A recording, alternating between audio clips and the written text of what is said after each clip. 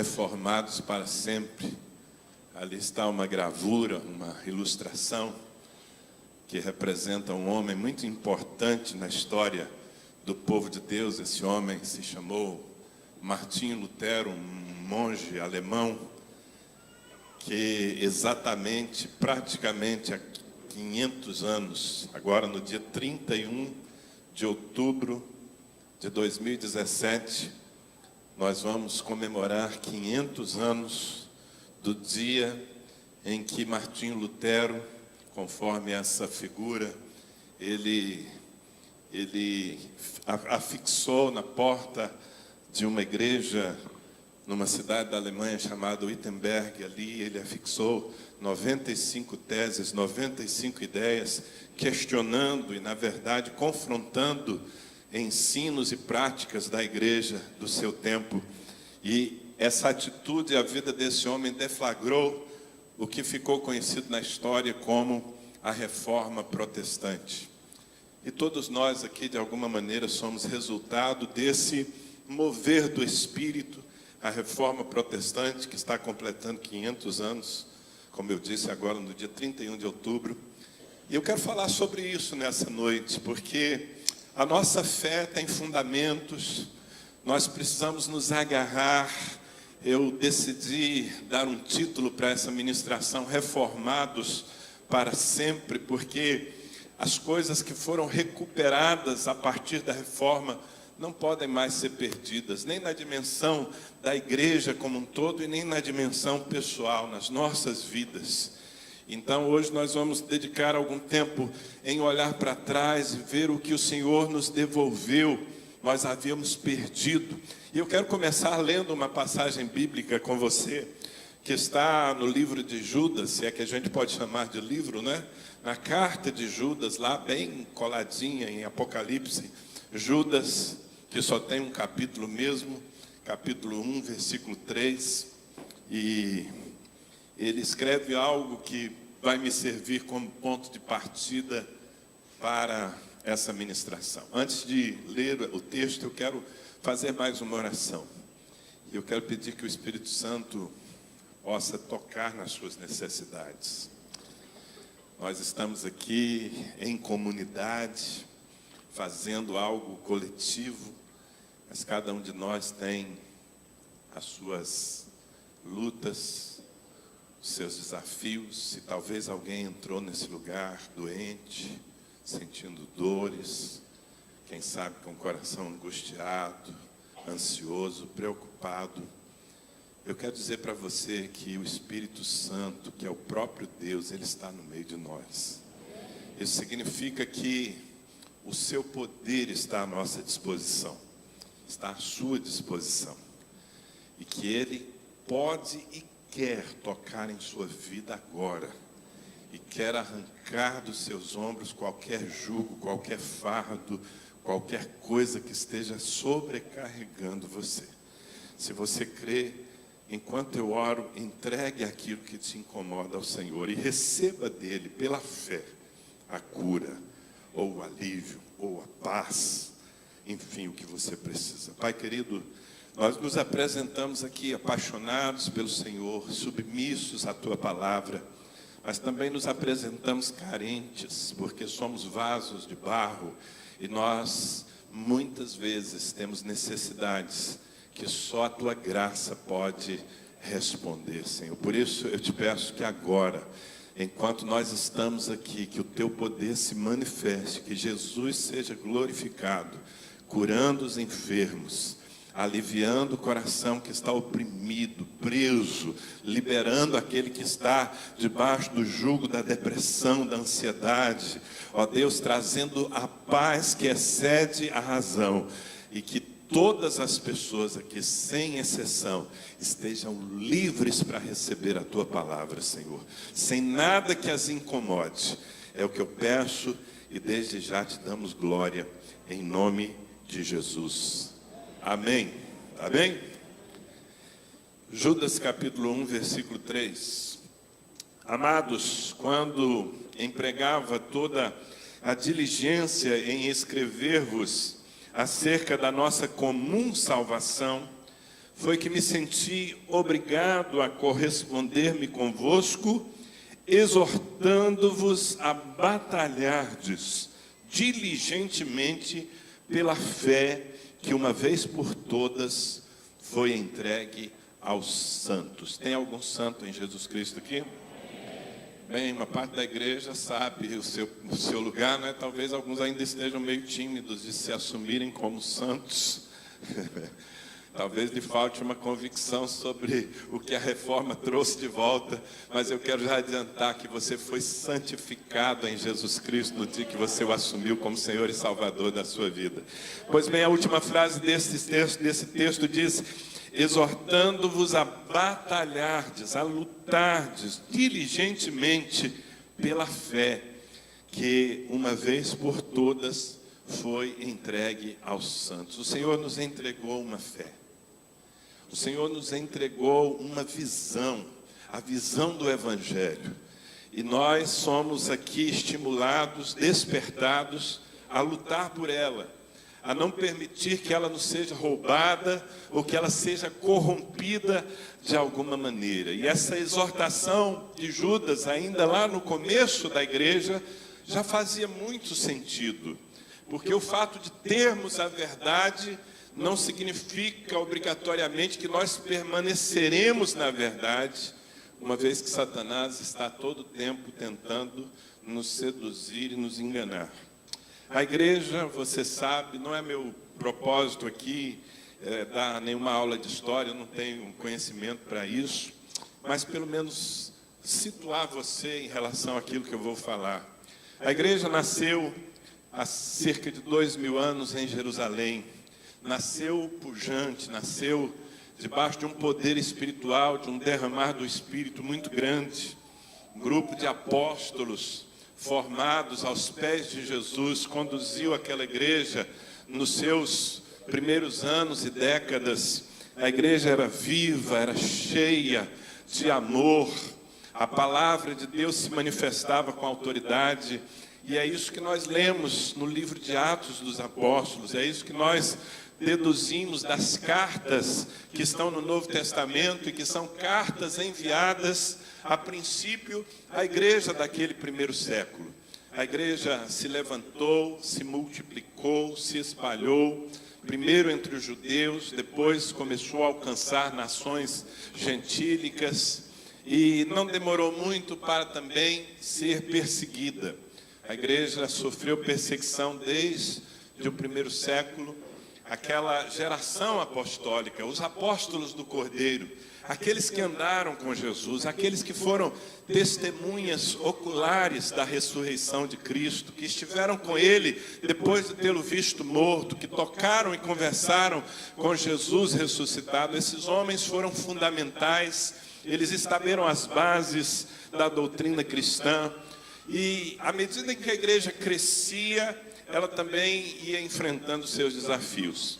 A primeira geração de apóstolos morreu já no final daquele primeiro século. O último a morrer daqueles discípulos de Jesus foi João. Todos eles foram martirizados, foram assassinados por causa da sua fé. A exceção foi João, que não morreu martirizado, mas terminou a sua vida já velho, isolado, exilado numa ilha chamada Patmos, de onde ele escreveu o livro chamado Apocalipse. Depois que os apóstolos de Jesus morreram, uma nova geração de líderes se levantou, discípulos deles, são chamados às vezes de os pais da igreja, e eles continuaram procurando manter a fidelidade, embora cada vez mais o desafio de blindar a igreja contra enganos e heresias era maior. Junto com esse desafio, a perseguição também. Só que a igreja, desde o começo, foi assim: quanto mais batiam nela, mais ela crescia, mais ela se espalhava, mais ela influenciava. Muitos sacerdotes judeus se converteram, e depois muita gente dentro do Império Romano. A terra era dominada pelo Império Romano, e muita gente, que estava na cúpula se converteu também. E aos poucos, com o passar do tempo, essa igreja que era poderosa espiritualmente, e frágil institucionalmente, foi mudando de patamar. Ela foi ficando aos poucos poderosa em termos de status, em termos de poder temporal, de poder humano, e foi aos poucos perdendo a sua essência, perdendo a unção do Espírito Santo e perdendo também a verdade. Isso foi um processo paulatino. Lá pelo ano 325, na verdade, um imperador romano supostamente se converteu ao cristianismo. Até então Roma perseguia a igreja, não é? Colocava os cristãos sob martírio. Entre aqueles pais da igreja há muitos mártires, assim como os apóstolos. Você pode buscar histórias como de Inácio de Roma, de Policarpo. Policarpo foi um discípulo de João, que viveu depois de João e que foi, assim, já na sua velhice, exposto em praça pública diante de uma fogueira, e os enviados, não é, do Império Romano lhe diziam: nega ao Senhor Jesus para que você seja livre da fogueira. E Policarpo respondeu: há 86 anos eu sirvo a Jesus. Ele nunca me fez mal algum, somente bem. Eu não posso negar o meu Senhor e Cristo. E ele foi martirizado, foi queimado vivo numa fogueira em praça pública. E isso aconteceu com muitos cristãos jogados nas arenas, em Roma mesmo, para as feras.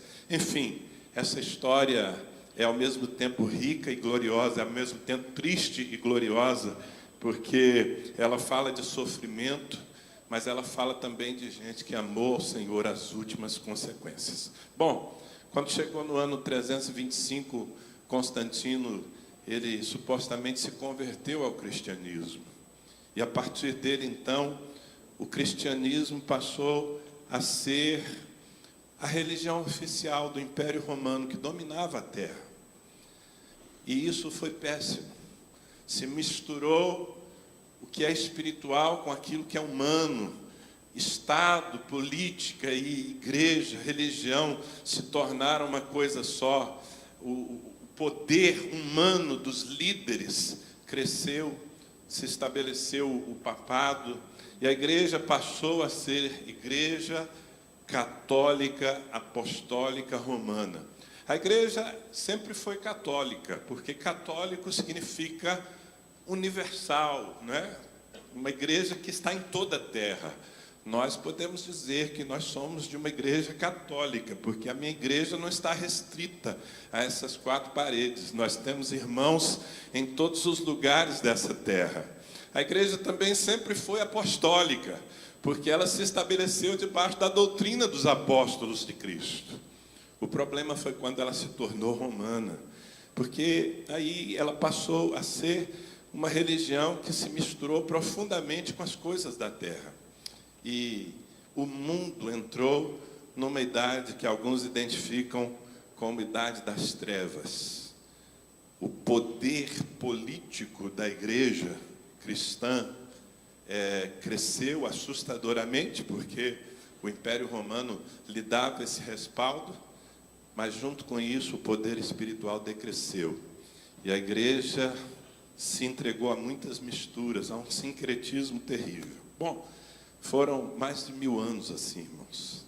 É claro que em todas as épocas havia pessoas, havia grupos isolados que buscavam se conformar ao cristianismo primitivo, mas as pessoas não tinham nem sequer acesso à Bíblia. A Bíblia não era traduzida na língua do povo. Só existia Bíblia na Idade Média em latim. E só quem tinha acesso às Escrituras eram os sacerdotes, não é? Aqueles que tinham cultura e acesso. Então o povo era ignorante, era conduzido assim pela vontade, pela mente dos líderes religiosos. Até que em 1517, Lutero, que era um monge alemão, ele que tinha acesso por ser um monge à palavra de Deus, estudando a palavra de Deus, ele começou a perceber que havia uma distância enorme entre o que estava escrito na Bíblia e aquilo que se praticava e que se impunha sobre os cristãos. Na época dele, era um absurdo. A igreja vendia perdão a custo de muito dinheiro. A igreja vendia as chamadas indulgências. Alguém chegava lá, assim, com um saco de dinheiro, diante de um representante do clero, da liderança da igreja, e dizia: eu quero comprar 20 anos de perdão. Deixava o dinheiro no altar, pegava uma carta de indulgência e tinha 20 anos de perdão. O cara podia sair dali e aprontar todas, mas ele tinha um papel assinado pelo Papa, dizendo: olha, eu comprei o meu perdão, pelo menos 20 anos, 15 anos, depende do quanto ele pagou, está garantido. Isso é só para ilustrar a que ponto chegou a igreja que resistiu ao desenvolvimento da ciência, enfim, tanta coisa. Foi justamente esse disparate que fez com que esse homem, usado por Deus, resolvesse enfrentar aquele poder, que já tinha matado muitos outros que antes dele haviam questionado. Mas Lutero não foi assassinado pela igreja, ele foi excluído, excomungado. Mas o que ele fez ali, numa cidadezinha da Inglaterra, na verdade detonou um processo que ficou conhecido como a Reforma Protestante. E o que foi basicamente a Reforma Protestante? Foi a criação de uma nova religião. Agora, os protestantes, os evangélicos, não. A Reforma Protestante foi um movimento que envolveu muitos estudiosos da palavra, muitos teólogos, e um movimento gerenciado por Deus de retorno às Escrituras. Porque a igreja havia se divorciado em grande medida das Escrituras para seguir as suas próprias tradições e os decretos, não é? Na época dos papas, que eram um poder absoluto, uma espécie de semideuses na terra, representantes inquestionáveis de Cristo. A Reforma Protestante foi um movimento de Deus. Nós precisamos comemorar 500 anos, porque se hoje nós estamos aqui e nós temos a palavra de Deus não apenas impressa, não é, aí nas nossas Bíblias, as Bíblias nas nossas mãos, isso tudo começou lá. Aliás, foi Lutero quem traduziu do latim para o alemão pela primeira vez a Bíblia, para que o povo tivesse acesso à Bíblia.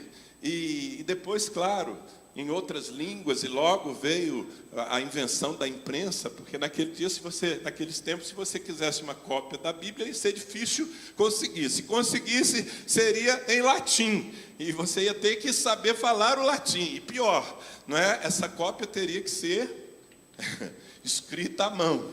Mas a partir da invenção da imprensa, então ficou mais fácil reproduzir a palavra. Quem tem uma Bíblia na sua mão? Você pode me mostrar a sua Bíblia aí? Pode ser a do celular também, está valendo. Isso é porque Deus operou há 500 anos atrás, nos dando de volta a palavra. Amém? Bom, eu acho que eu gastei mais tempo do que eu pretendia, te dando aqui pelo menos uma noção do que foi, né, essa história da igreja até a reforma. A igreja estava mergulhada em engano e trevas. Não que não houvesse gente sincera e gente buscando a Deus. Nós não estamos falando aqui exatamente de pessoas. Nós estamos falando de ensino e de instituição. E como resultado daquilo que se chama reforma, alguns pilares foram recuperados.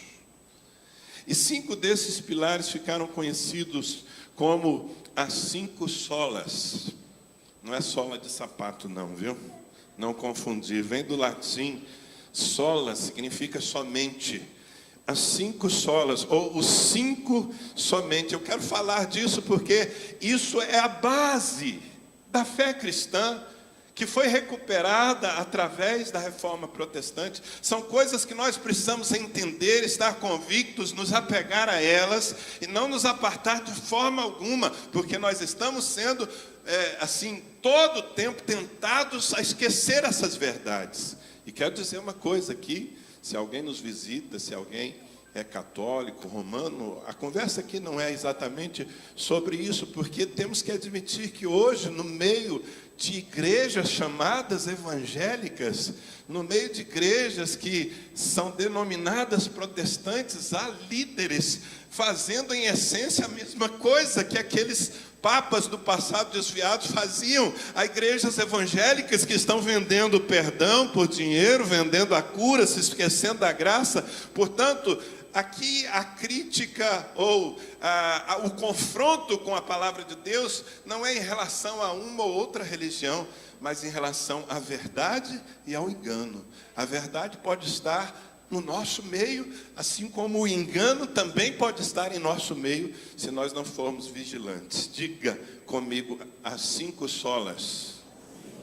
Você vai aprender hoje sobre os 5 somente. Soli Deo Glória, sola fide, sola gratia, sola Christus, sola Escritura. Quem quer aprender latim aqui? Bom, tem uns 4 ou 5 que querem aprender latim. Eu diria que é um retrocesso, né? Nós voltamos para o latim, mas pelo menos nos ajuda, porque isso faz parte desse ensino. Diga comigo, soli Deo Glória. Olha, parabéns. Dê parabéns para a pessoa que está ao seu lado. Está falando latim. Diga sola fide.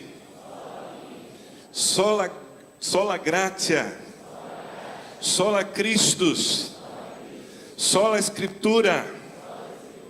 Bem, é melhor fazer você entender o que significa isso. Na verdade, daqui nós temos os 5 pilares, 5 grandes pilares da reforma protestante, da fé cristã. Eu comecei lendo um texto bíblico que diz que nós precisamos batalhar diligentemente pela fé que nos foi entregue. O Senhor nos deu uma revelação da sua palavra e nós não podemos abrir mão dela de forma alguma. E é justamente dessas verdades que vêm coisas muito práticas que estão na nossa vida e a igreja havia perdido na Idade Média. Por exemplo, o sacerdócio universal dos crentes. Nos tempos de Lutero, ninguém podia chegar assim na presença de Deus, como você chega, e orar ao Senhor e se sentir em casa. Não, de jeito nenhum. Apenas o sacerdote, somente o clero poderia entrar na presença de Deus pelo povo. Foi um retrocesso, não é? Aos tempos da lei, mas não aos tempos da lei, porque a lei era santa. O que se criou foi uma religião deturpada. Mas hoje todo mundo aqui, você não precisa de mim para entrar na presença de Deus. Você não precisa de um espaço chamado sagrado. Você pode ir lá fechar o seu quarto e entrar na presença do seu Pai e orar ao seu Pai que está em secreto, e o seu Pai que vem em secreto te ouve, não é assim? Porque você teve luz, porque você entendeu a palavra, e tudo isso vem dessas verdades que foram recuperadas, estiveram perdidas e foram recuperadas a partir de 31 de outubro de 1517. Eu quero falar sobre cada uma delas. E a primeira verdade é soli Deo Glória, significa somente a Deus glória. Diga comigo, somente a Deus glória. Eu quero que você sinta o que você está falando. Somente a Deus glória. Só se você for um crente verdadeiro em Jesus Cristo, diga somente a Deus glória. Pastor, isso é óbvio, nós já sabemos que somente a Deus glória. Bem, nós já sabemos porque o Senhor tratou de nos devolver essa verdade. Mas o que significa somente a Deus glória? Significa que ninguém, você sabe o que é ninguém? Bom, ninguém é ninguém. Ninguém tem poder absoluto sobre as nossas vidas e sobre a vida dos homens, e ninguém é digno de adoração a não ser o único e verdadeiro Deus. Você precisa dizer amém. Porque essa verdade custou o sangue de alguns dos nossos irmãos no passado. Ninguém, não existe nenhum ser humano, por mais inspirador que ele seja, que seja digno da sua submissão absoluta. Nem o seu pastor, nem algum líder religioso que se levante assim como modelo. Sim, nós somos estimulados pela Bíblia a ter referências, a ter modelos, a ter pais espirituais. O próprio apóstolo Paulo dizia: sede meus imitadores, como também eu sou de Cristo. Uma coisa é você imitar alguém, uma coisa é você ter alguém como referência para o seu crescimento espiritual, e outra coisa é você idolatrar alguém, outra coisa é você colocar uma pessoa, ou o que quer que seja, numa posição assim de autoridade absoluta. Não há autoridades absolutas a não ser o Senhor Criador do céu e da terra. Como é importante que nós saibamos disso, porque toda autoridade deriva de Deus. Quando você se submete a alguém, você se submete à autoridade de Deus que está sobre aquela pessoa. E essa autoridade só é legítima enquanto aquele ser humano se porta como alguém fiel ao Senhor. Também significa que todo culto se torna uma abominação se não for centrado exclusivamente em Deus. Somente a Deus glória. Significa que cultuar não é o exercício que nós podemos fazer diante de nenhum outro ser a não ser o Senhor. Talvez o entendimento mais óbvio seja aquele que nos leva a olhar para os lados de uma igreja denominada protestante e não encontrar nenhuma imagem de escultura sendo venerada. Mas não diz respeito apenas às imagens de escultura, diz respeito também aos seres, diz respeito também às pessoas. Ninguém deve ser cultuado, ninguém deve ser glorificado na igreja, a não ser o Senhor. Isso é uma verdade inegociável do cristianismo. Isso está na Bíblia desde o começo. Êxodo capítulo 20, versículos 2 a 6. Veja o que está escrito: o Senhor dizendo: eu sou o Senhor teu Deus, que te tirei da terra do Egito, da casa da servidão. Não terás outros deuses diante de mim, não farás para ti imagem de escultura, nem semelhança alguma do que há em cima nos céus, nem embaixo na terra, nem nas águas debaixo da terra. Seguindo, não as adorarás, nem lhes darás culto, porque eu sou o Senhor teu Deus, Deus zeloso, que visito a iniquidade dos pais nos filhos, até a terceira e quarta geração daqueles que me aborrecem, e faço misericórdia até 1000 gerações daqueles que me amam e guardam os meus mandamentos. Eu sou o Senhor teu Deus. É a partir dessa verdade que nós nos relacionamos com Ele de uma forma completamente exclusiva e distinta da forma como nós nos relacionamos com qualquer outro ser. Não importa se espiritual ou natural. Somente a Deus glória, somente a Deus culto. Amém? Mas eu quero que você entenda que essas verdades vão além, assim, além da aparência. Porque nós podemos ser uma igreja que não tem nenhuma imagem de escultura. Isso é condenado pela palavra do começo ao fim. Eu me lembro, estava contando, me lembrei dessa cena. Eu estudava na minha infância num colégio marista e desde cedo eu tive acesso à palavra, porque as minhas avós eram crentes, e antes mesmo de eu aprender a ler, cada uma delas me deu uma Bíblia. Então, eu, de vez em quando, depois que aprendi a ler, pegava aquela Bíblia, que na verdade eram 2 Bíblias, que as minhas avós tinham me dado. E um dia eu estava lá na escola, um colégio grande em Belém do Pará, e era a semana da Bíblia no colégio marista. E eles colocaram uma bibliona desse tamanho no pátio da escola, assim, num púlpito como esse, e uma Bíblia enorme ali. E eu, menino ainda, eu curioso também, querendo criar alguma confusão, eu fui lá dar uma olhada naquela Bíblia, na hora do recreio. E como eu já sabia o endereço de algumas passagens, eu abri a Bíblia justamente em Êxodo, capítulo 20.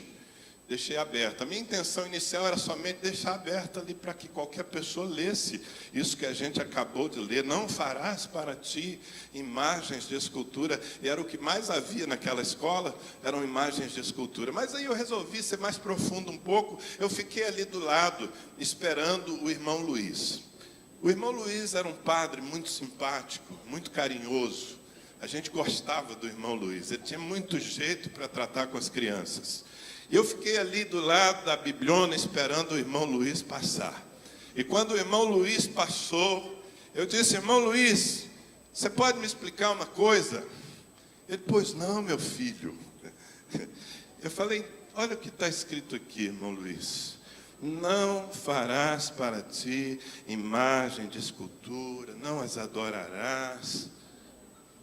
Aí o irmão Luiz botou a mão no meu ombro e ele falou assim: meu filho, nós não adoramos as imagens, nós veneramos. Aí eu dancei, porque naquela época eu não sabia o que era venerar, né? Venerar, então não adora, venerar, então venera. Se eu tivesse naquela época o Google, eu já consultava na hora, mas não tinha Google, então eu esperei chegar em casa, e chegando em casa eu fui procurar o quê? O pai dos burros, que é o dicionário, né? Então, fui lá no dicionário, procurei o verbete, o verbo venerar. Estava escrito lá: venerar, adorar, prestar culto.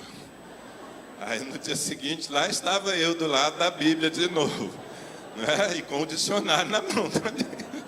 Bom, foi muito difícil o irmão Luiz sair daquela. Nós não tivemos acordo sobre aquilo, né? Eu quero dizer para vocês que eu não estou falando sobre a sinceridade das pessoas. Nós estamos aqui falando sobre o que está escrito e o que às vezes é interpretado por causa das tradições da religião. E precisamos admitir que, mesmo no meio evangélico, muitas tradições vão sendo implementadas e algumas delas não estão de acordo com a palavra, precisam ser rejeitadas, embora estejam no nosso meio, não é? Então, assim, isso rege, essa verdade, somente a Deus glória, deve reger a nossa relação com o Senhor, o nosso culto. Como eu disse, todo culto se torna uma abominação, se ele não for centrado exclusivamente em Deus.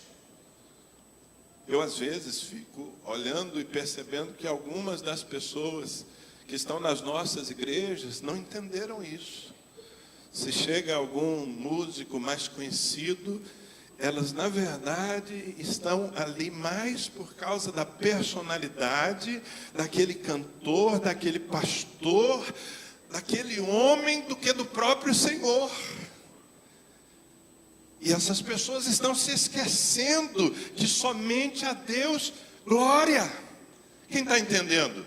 Não significa que nós não tenhamos dentro da igreja referências, como eu falei, pessoas admiráveis, ministérios que nos ajudam a entrar na presença de Deus, não como mediadores, disso eu falo mais adiante, mas nós precisamos guardar um limite, porque homem algum merece glória, a não ser o Senhor.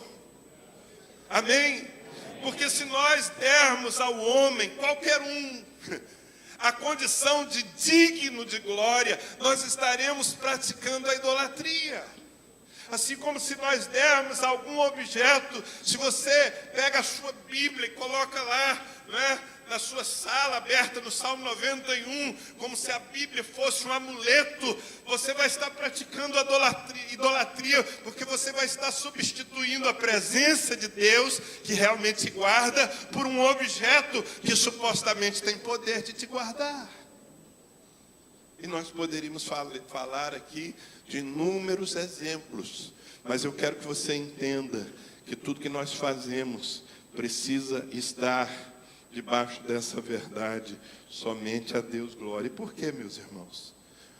Porque a dignidade de Deus merece, da parte do homem, sujeição total em admiração e amor. Você concorda com isso?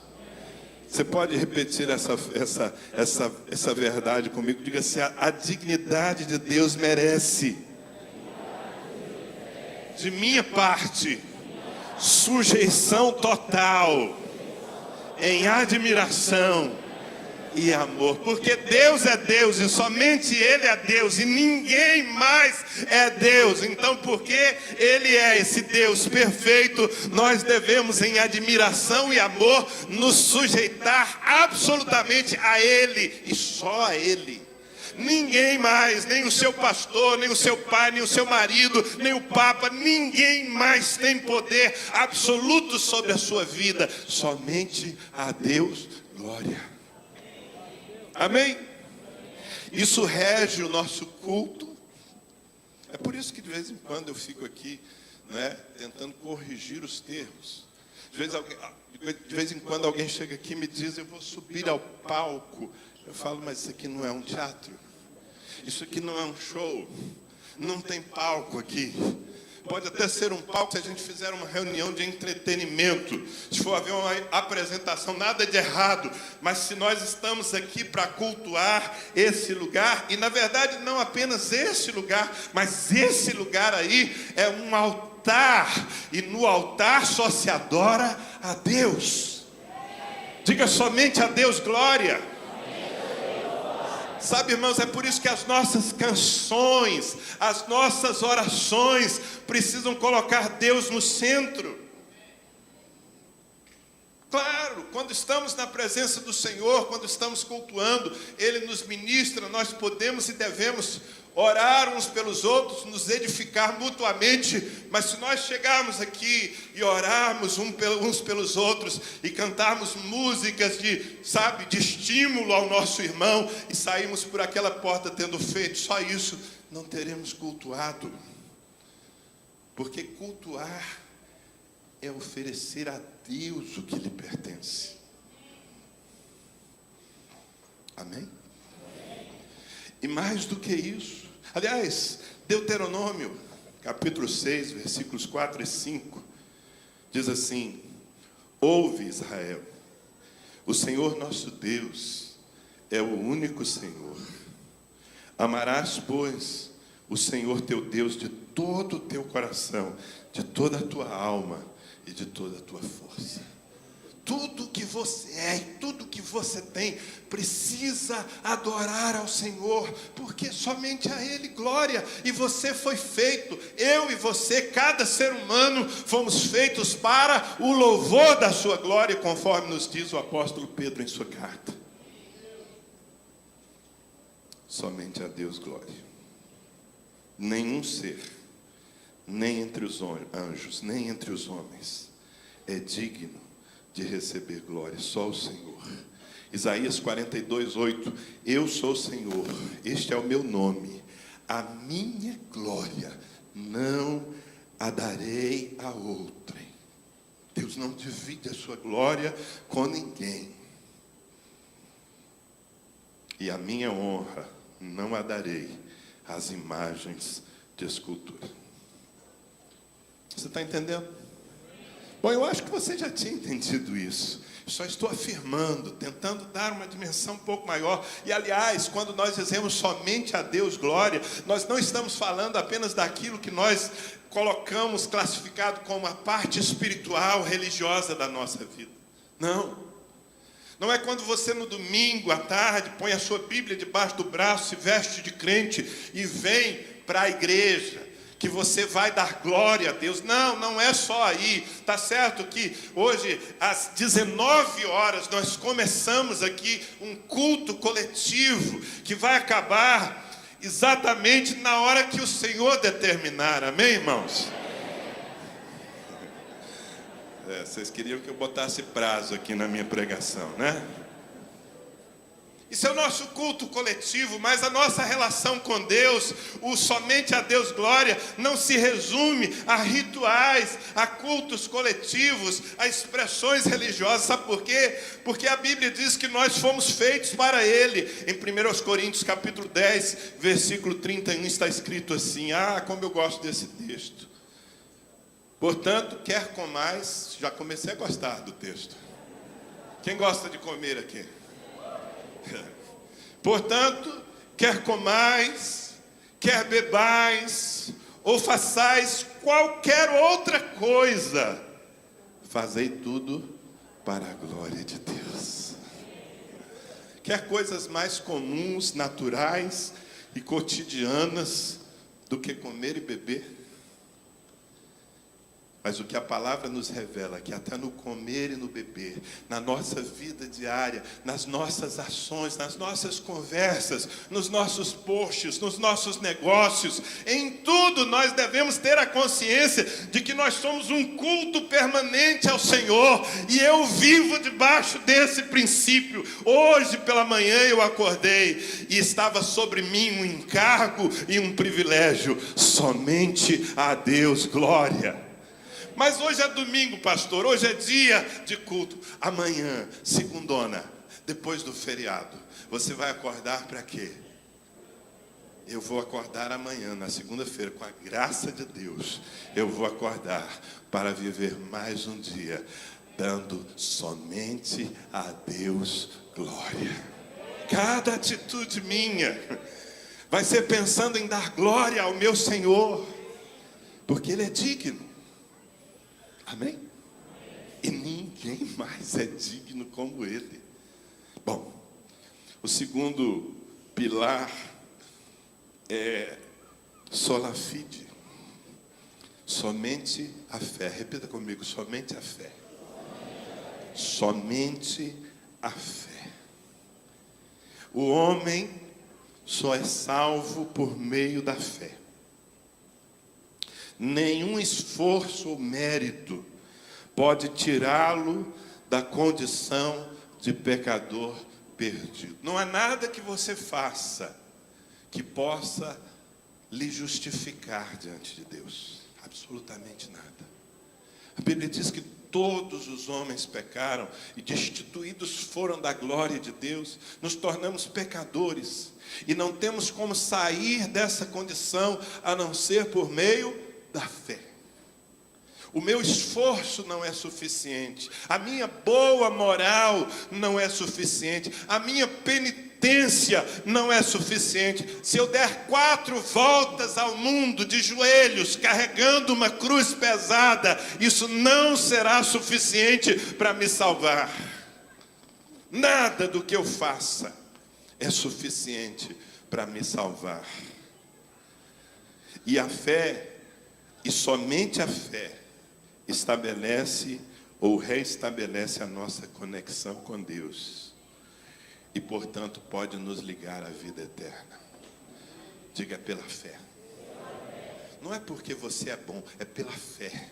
Tudo que Deus quer de você é a sua fé. A sua fé é a única resposta que Deus espera da sua parte a tudo que Ele fez por você. É o que está escrito na palavra em muitos textos. Romanos, capítulo 1, versículos 16 e 17, por exemplo. Pois não me envergonho do Evangelho, porque é o poder de Deus para a salvação de todo aquele que crê. Primeiro do judeu e também do grego. Visto que a justiça de Deus se revela no Evangelho, de fé em fé. Como está escrito, o justo viverá por somente a fé. Se você não tiver fé, você não tem a mínima condição de entrar na presença de Deus. Quantos aqui têm fé? Mas você já viu Deus? Já tocou nele? Já bateu uma foto com ele? Tem gente que chega, pastor, posso tirar uma foto com o Senhor? Eu falo, com o Senhor, eu não sei, comigo pode. Com o Senhor eu não consigo ainda bater foto com Ele. Você nunca viu? Jesus um dia disse a Tomé, porque tu viste, creste. Bem-aventurados são aqueles que não viram e creram. A fé é uma convicção, é uma certeza. Mas não é uma certeza passiva, não é uma certeza que não move os meus atos, não. A fé é uma certeza que me leva a certas atitudes. A fé, ela se traduz em confiança na fidelidade e no amor de Deus, levando-nos a viver conforme o seu propósito. Irmãos, eu quero dizer para vocês que eu escolhi bem. Eu poderia falar 200.000 coisas aqui sobre essas verdades, mas cada frase dessa, eu creio que tem uma inspiração de Deus. Eu quero que você pegue o caldo do que está aí, porque é para essa vida que nós somos chamados.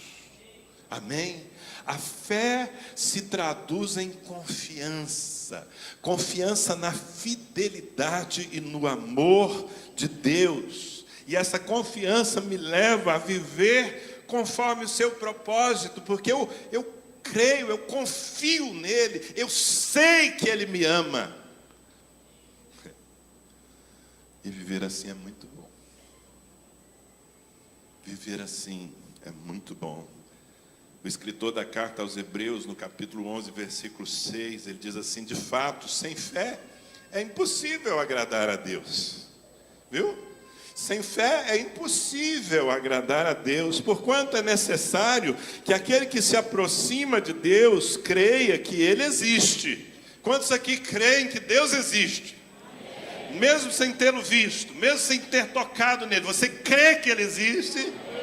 Opa, meio caminho andado. Não é caminho inteiro, pastor? Não é caminho inteiro.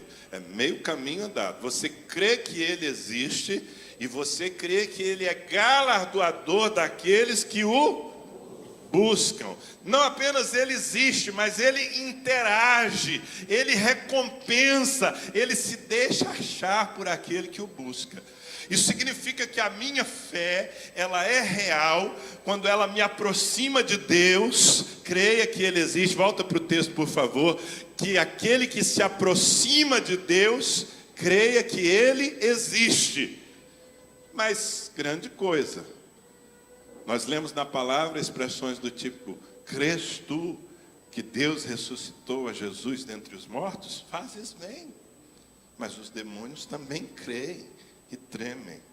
Então não é apenas uma certeza de que Deus existe, mas eu não me aproximo dele, eu não me submeto a ele. Não, é necessário que aquele que se aproxima de Deus creia que ele existe e que ele é galardoador, é recompensador de quem o busca. Sola fide. Somente a fé pode nos levar a esse lugar. Ninguém entra na presença de Deus dizendo: Senhor, eu estou aqui porque eu tenho durante toda a minha vida procurado andar em retidão. Você já vai ser barrado na porta. Porque as nossas obras de justiça são como trapos de imundícia na presença do Santo Senhor. Mas a nossa fé, a fé que é a raiz da nossa obediência. Não, Deus não me aceita porque eu o obedeço. Deus me aceita porque eu creio. E uma vez que eu creio, como consequência da minha fé, eu me submeto. Amém? É por isso que Tiago, no capítulo 2 da sua carta, versículos 14 e 17, ele diz: meus irmãos, qual é o proveito se alguém disser que tem fé e não tiver obras? Pode, acaso, semelhante fé salvá-lo? No 17 ele diz assim: também a fé, se não tiver obras, é morta. Aí às vezes nós confundimos e dizemos: está vendo? Não é a fé, são as obras. Não, é a fé.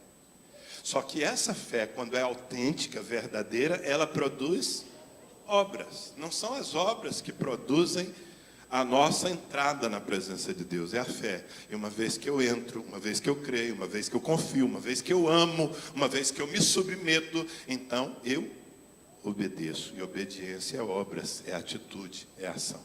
Quem está entendendo? Diga sola fide.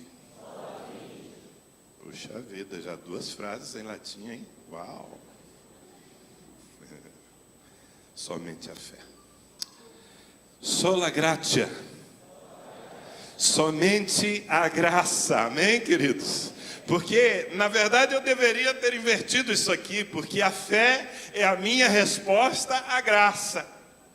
A graça é a iniciativa de Deus, a graça é o favor de Deus, a graça é aquilo que Deus faz para me salvar. Para seguir o que eu anotei aqui, e ser mais fácil para você acompanhar a salvação. Quem está salvo aqui? Tem certeza? Se bater as botas hoje, vai para o céu. Mas e aqueles pecadinhos que você já cometeu? E aqueles pecadões? A salvação é obra da graça, favor imerecido de Deus aos homens, oferta do seu voluntário amor. Você nunca teria salvação por esforço próprio. Nada do que você fizesse poderia comprar. Mas sabe, quando a igreja estava vendendo indulgências, quando a igreja estava cobrando pelo perdão dos pecados, ela estava negando essa verdade fundamental do Evangelho. Porque afinal de contas, irmãos, pensem bem, se o seu perdão, se a sua salvação pudesse ser comprada por dinheiro, ou por esforço, ou penitência, por que Jesus teria vindo morrer por você? Ele diria: se virem, trabalhem, paguem caro, e vocês vão ter uma entrada no céu. Façam sacrifícios, vivam 10 vidas, reencarnem, até vocês pagarem todos os pecados. Mas nada disso faz sentido diante dessa verdade fundamental, sola gratia.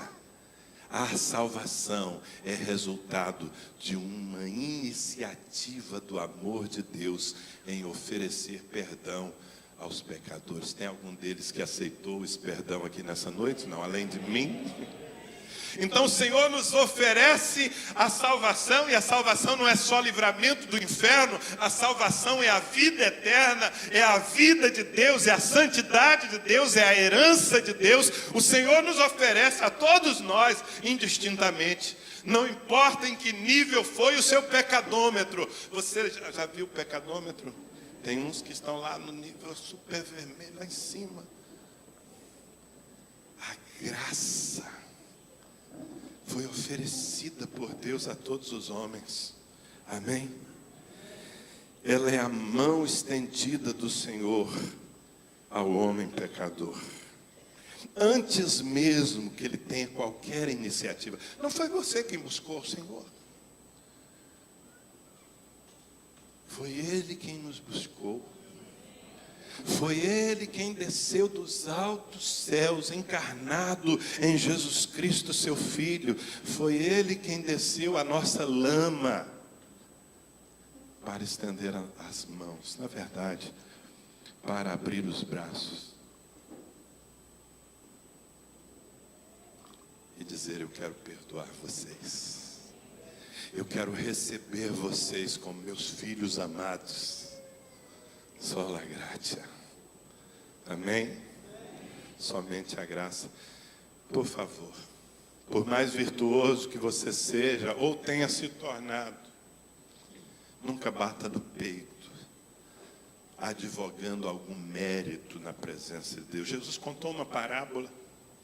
Jesus falou de um religioso fariseu que se apresentou na presença de Deus. E do lado dele estava um publicano pecador. E o religioso batia no peito e orava de si para si mesmo. Porque pessoas orgulhosas oram de si para si mesmas. Ele dizia: Deus, graças te dou, porque não sou como os demais homens. Jejuo 2 vezes por semana, dou o dízimo de tudo, blá, blá, blá, blá, blá, blá, blá, blá, blá. Ao seu lado havia um pecador publicano que nem ao menos ousava levantar o olhar. E ele dizia: Senhor, sê propício a mim que sou um pecador. Jesus disse que o fariseu voltou condenado para sua casa. enquanto o publicano, o pecador, voltou justificado. Porque de alguma forma ele entendeu, sola gratia. Não é pelo meu mérito, não é pelo meu acerto, é pelo amor com que Deus me amou. E Ele me concedeu um favor imerecido, somente a graça. Amém? Essas coisas não te fazem ficar mais apaixonados por Jesus, não? Porque quando eu mergulho nessas verdades da palavra de Deus, eu me torno mais cativo dele. Quão maravilhoso é o Senhor em seu amor e sua misericórdia por mim, sendo ele tão santo e sendo eu tão pecador. E o que faz com que eu possa estar aqui nesse lugar santo, falando uma palavra santa a um povo santo. Sola gratia. Somente a graça. 2 Timóteo capítulo 1, versículo 9. Deus que nos salvou e nos chamou com santa vocação, não segundo as nossas obras, mas conforme a sua própria determinação e graça, que nos foi dada em Cristo Jesus, antes da fundação dos tempos. Graça eterna. Aliás, a Bíblia diz que Jesus morreu desde antes da fundação do mundo. Como assim, pastor? Jesus morreu há 2000 anos atrás em Jerusalém. Bom, quando você põe isso na cronologia, quando você põe isso como algo literal, sim, mas desde antes da criação. Quando Deus estava criando o ser humano, Ele é presciente, Ele é onisciente, Ele já sabia que o homem pecaria, viraria as costas, se perderia. Ele já sabia que o homem precisaria de um resgate caro. Se eu fosse Deus, você já pensou assim alguma vez na sua vida? Ainda bem que nenhum de nós é Deus, amém? Se eu fosse Deus, eu desistiria ali, falaria, vamos deixar esse negócio de criar esse ser humano para lá, porque isso vai dar muito trabalho. Mas Ele nos amou antes que nós existíssemos. E no seu coração Ele já sacrificou o seu Filho único antes da fundação do mundo. Sola gratia.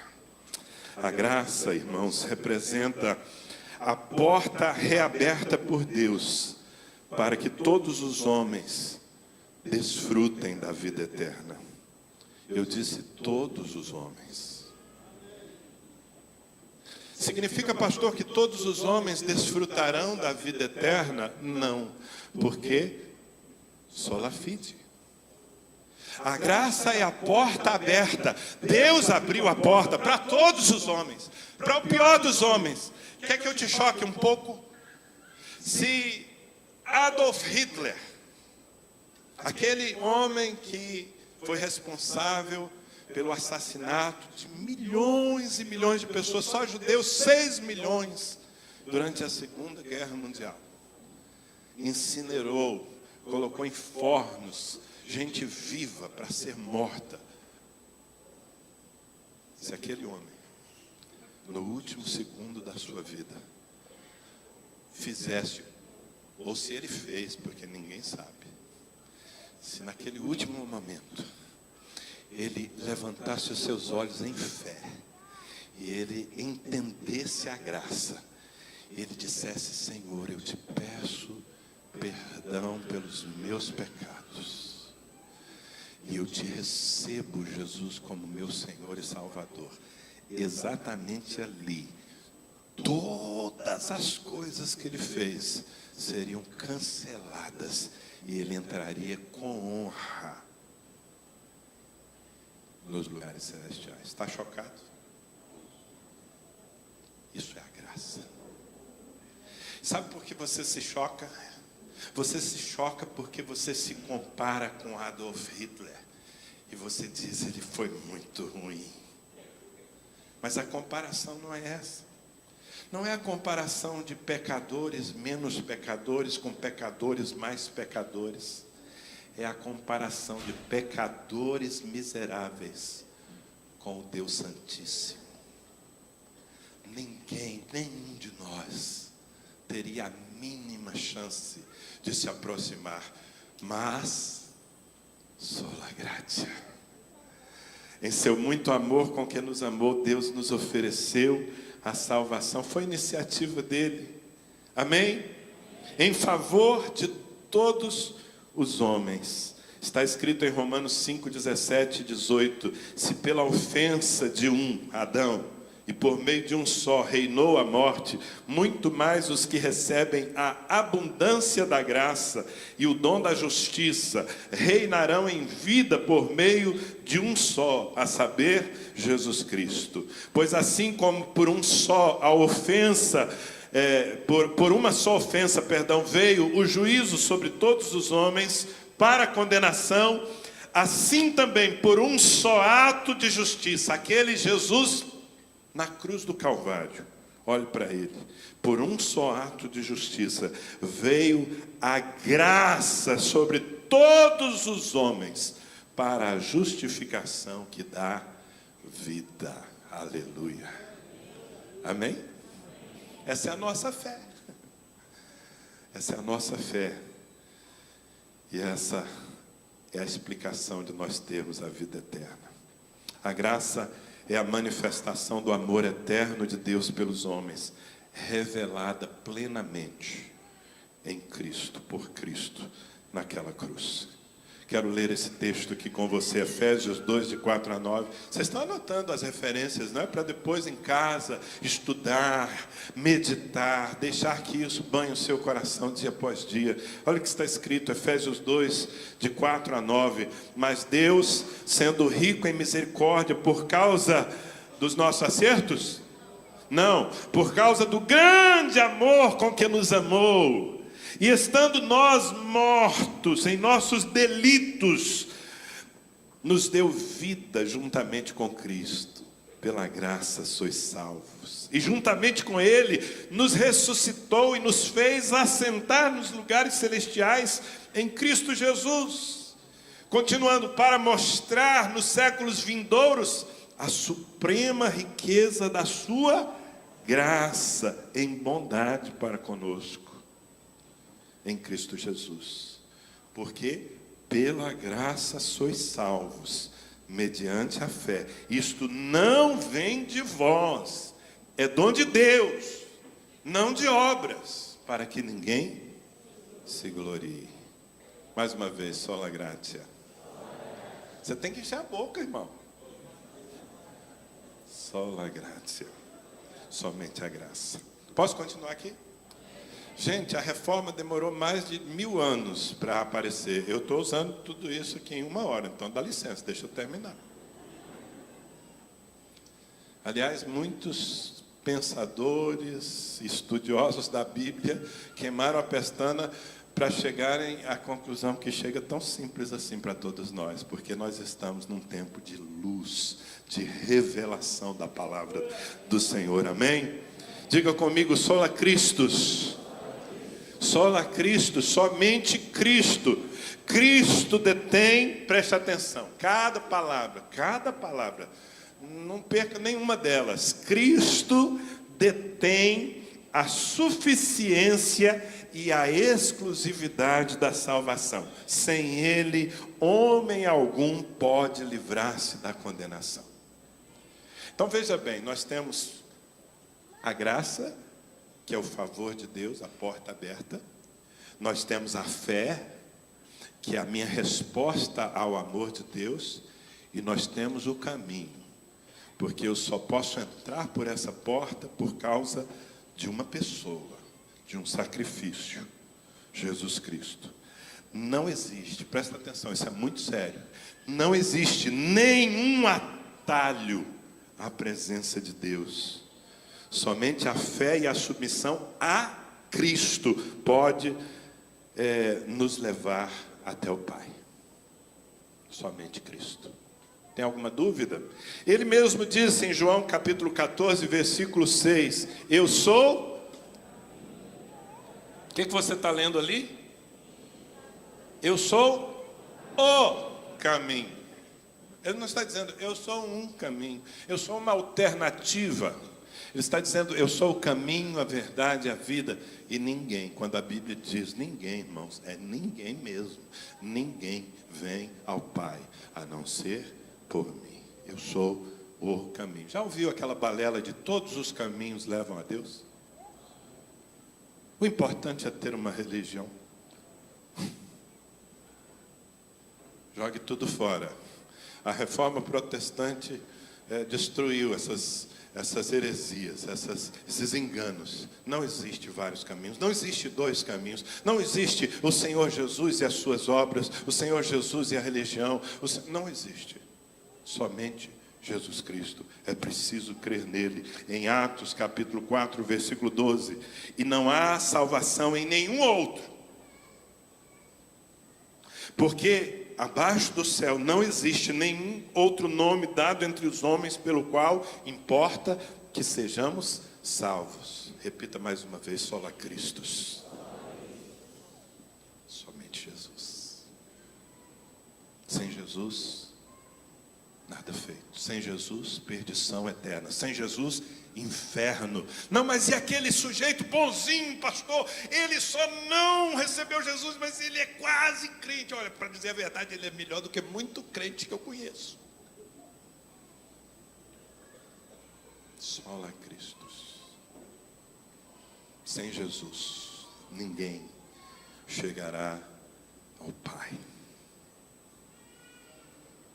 1 Timóteo capítulo 2, versículos 5 e 6. Eu acho que não tem como duvidar, a não ser que você jogue a Bíblia fora, porque há um só Deus e um só mediador entre Deus e os homens. Quem? Meu pastor. Meu pastor é um mediador bom. Não. Há um só mediador entre Deus e os homens, Jesus Cristo. Cristo Jesus, homem, o qual a si mesmo se deu em resgate por todos, testemunho que se deve prestar em tempos oportunos. Um só mediador. Não é Jesus e Nossa Senhora, não é Jesus e o Papa, não é Jesus e o pastor, não é Jesus e as minhas boas obras, só Jesus. É por isso que quando nós convidamos as pessoas para a salvação, nós as ajudamos a orar dizendo: Senhor, eu te recebo como meu único e suficiente Salvador. Jesus é exclusivo e Ele é suficiente. Não precisa de nenhum adendo, nenhum acréscimo. O que Jesus fez na cruz já foi completo. Amém? Significa que quando você recebe Jesus como seu Salvador e Senhor, você recebe o pacote completo, porque a oferta dele foi completa. Sola Christus. E para terminar, diga aleluia. Não, espera aí, calma. Eu não posso falar das Escrituras sem te responsabilizar. Porque pense comigo, se somente por Jesus as pessoas serão salvas, se não existe um outro jeitinho, se ser bom, ser moralmente correto, ter religião, crer em alguma força cósmica, não salva ninguém. Então, eu faço as perguntas que o apóstolo Paulo fez certa vez, escrevendo aos Romanos, no capítulo 10, versículos 13 e 14. Porque todo aquele que invocar o nome do Senhor será salvo. Todo aquele. Pode ser o Hitler. Todo aquele que invocar o nome do Senhor será salvo. Mas as perguntas inquietantes: como, porém, invocarão aquele em quem não creram? E como crerão naquele de quem nada ouviram? E como ouvirão se não há quem pregue? Você percebe que nós não temos o direito de deixar de falar de Cristo e da salvação para todas as pessoas à nossa volta? Que quando Jesus nos disse: ide, pregai o meu evangelho a toda criatura, Ele estava nos incumbindo da única esperança que as pessoas têm de salvação, porque sem Cristo não serão salvas. Do povo de Deus, esse homem que se chamou Martim, a ignorância não salva. Monge alemão, que praticamente Como ouvirão se não houver quem pregue? Pergunte para o seu vizinho: como ouvirão se não há quem pregue? Nós vamos comemorar 500 anos. Mas, queridos, eu quero terminar falando do último pilar, o quinto. Sola a Escritura, somente as Escrituras. Apenas a Bíblia é a palavra de Deus. Vou dizer de novo isso. Apenas a Bíblia é a palavra de Deus. Não há nenhuma outra fonte de revelação que a ela se equipare. A Bíblia. Que parte da Bíblia? Toda a Bíblia.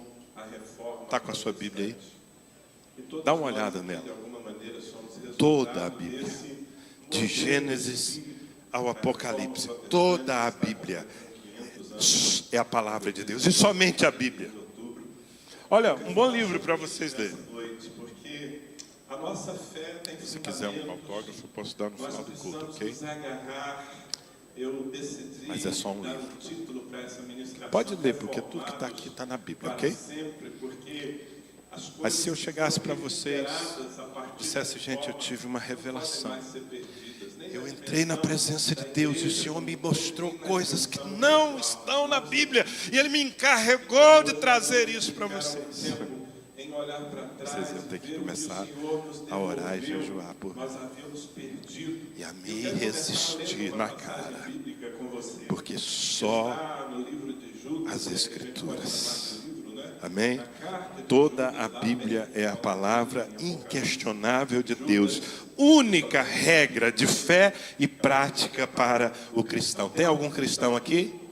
Se você é cristão, então você adota a Bíblia como sua única fonte de fé e de prática. A sua ética é estabelecida pela Bíblia. Os seus ensinos, as suas crenças, tudo está na Bíblia.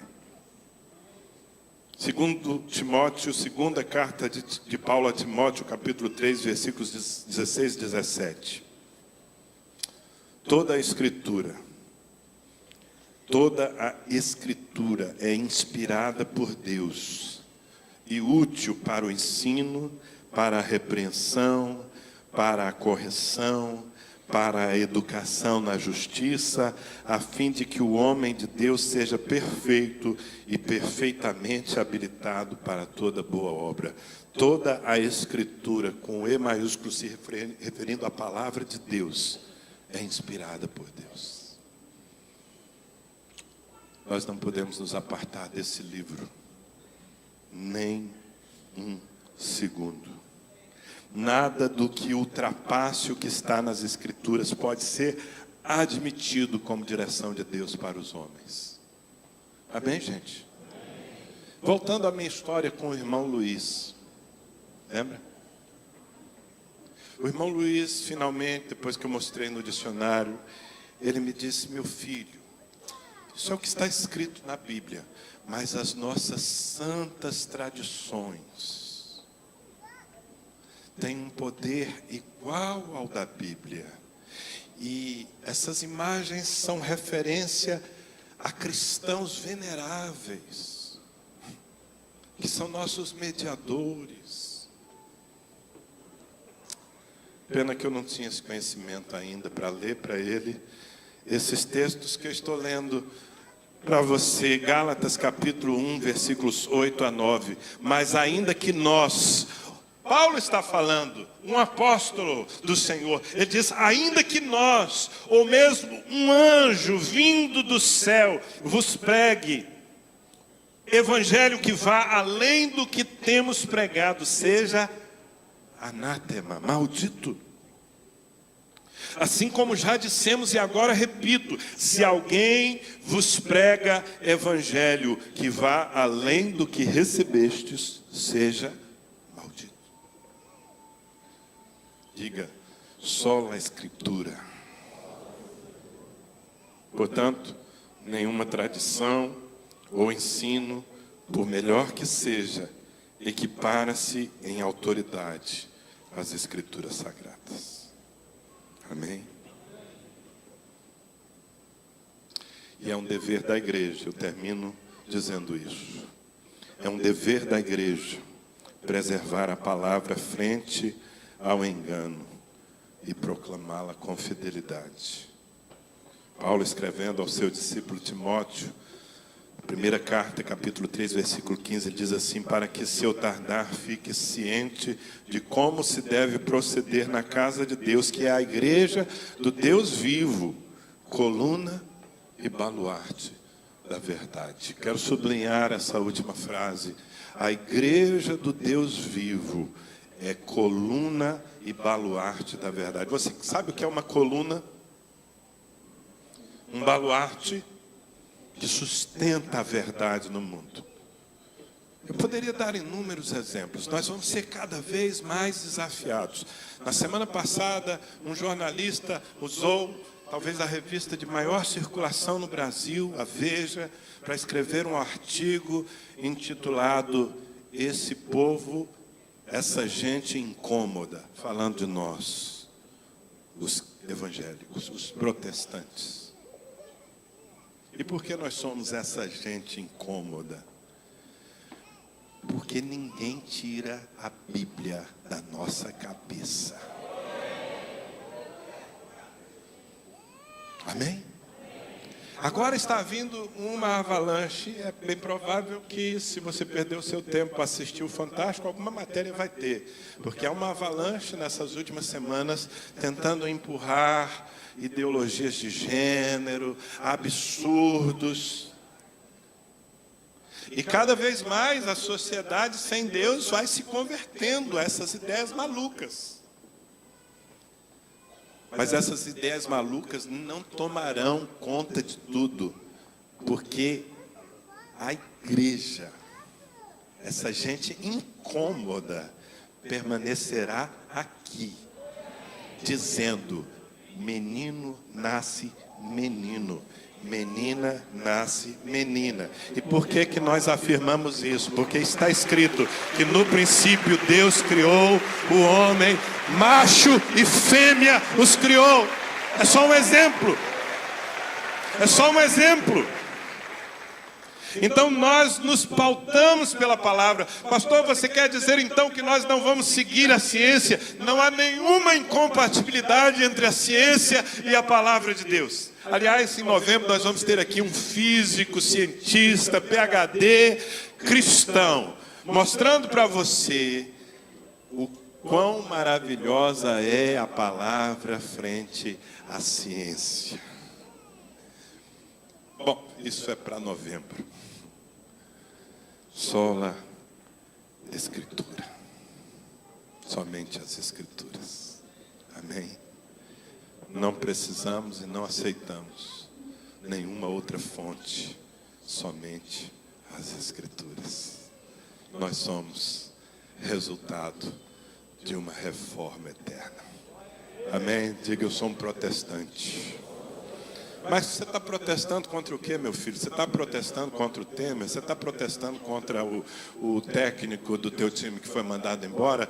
Não, nós somos protestantes contra os desvios, contra aquilo que saiu da palavra de Deus. Nós sempre protestaremos, como fez o jovem monge Martinho Lutero, de boa memória, que dia 31 comemoraremos 500 anos desse corajoso que disse: vamos voltar à palavra.